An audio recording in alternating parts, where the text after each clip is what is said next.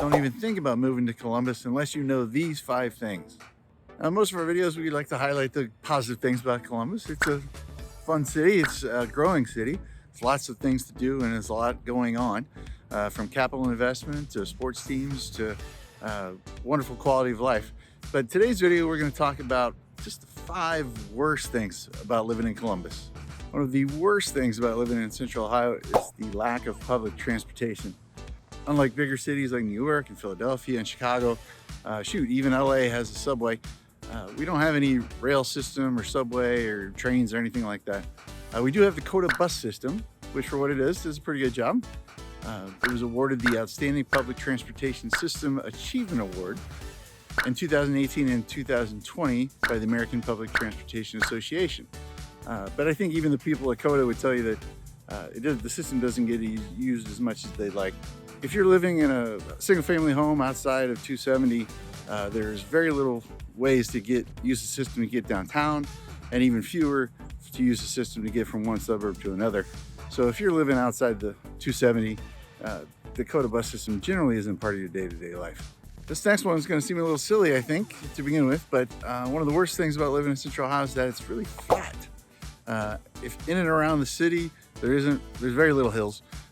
There isn't really interesting topography to look at as you run through your day-to-day life. There is an area about 45 minutes away called Hocking Hills.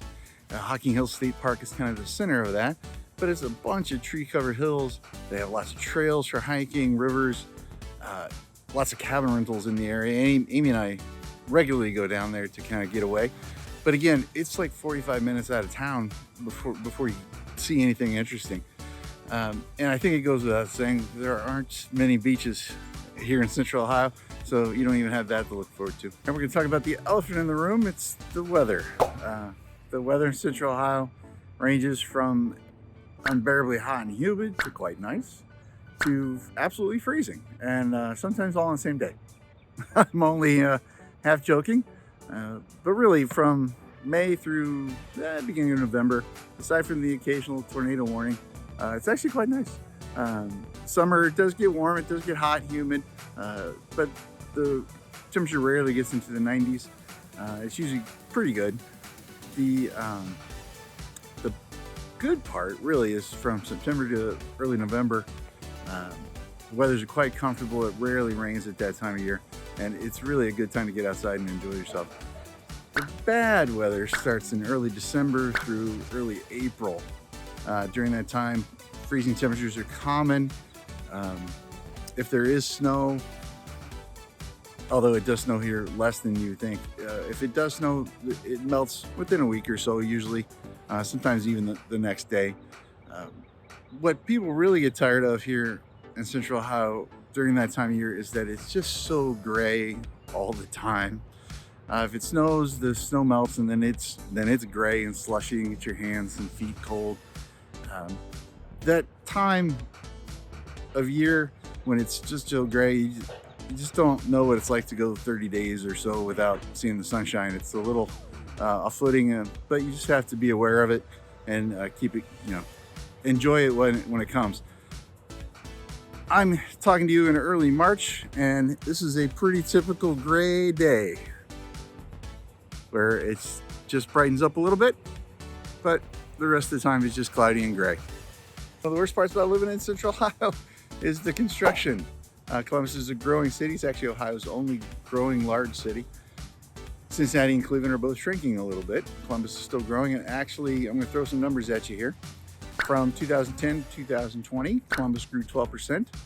During that time, the average Midwest city was 2.1% growth. So much better there. And we're going to grow, the Columbus region is expected to grow from 2.2 million people to 3 million people by 2050.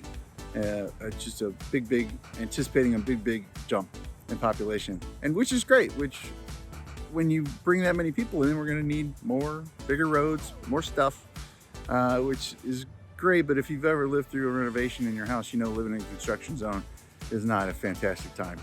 As of today, the Ohio Department of Transportation lists 35 active building projects in Franklin County alone, which is a tremendous amount of activity.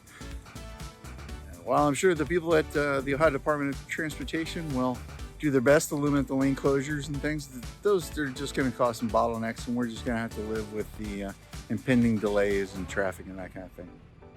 Neil Armstrong was born in Ohio. He had to get out of Ohio so bad he left the planet. The Superman comic strip was created in Ohio. Too bad they couldn't have Superman save people from living in Ohio. Those are a couple of the living in Ohio jokes. There are hundreds. And this brings us to the last worst part about living in Columbus, is that it's in Ohio. If you're planning to move here from a coastal city, you're gonna have friends and family look at you and say, why Ohio? There are no beaches, there's no mountains. Film and TV don't come here very often. What usually happens though is those people have never spent much time in Columbus and don't know what Central Ohio has to offer. I've spent 8 years at different times in my life living in other parts of the U.S., and I can tell you that Central Ohio has a tremendous amount to offer. It's great for families. It's a wonderful place to raise a family. Inclusion, diversity, you name it. And most importantly, we have the Ohio State Buckeyes. That finishes our tour of the 5 worst parts of living in Central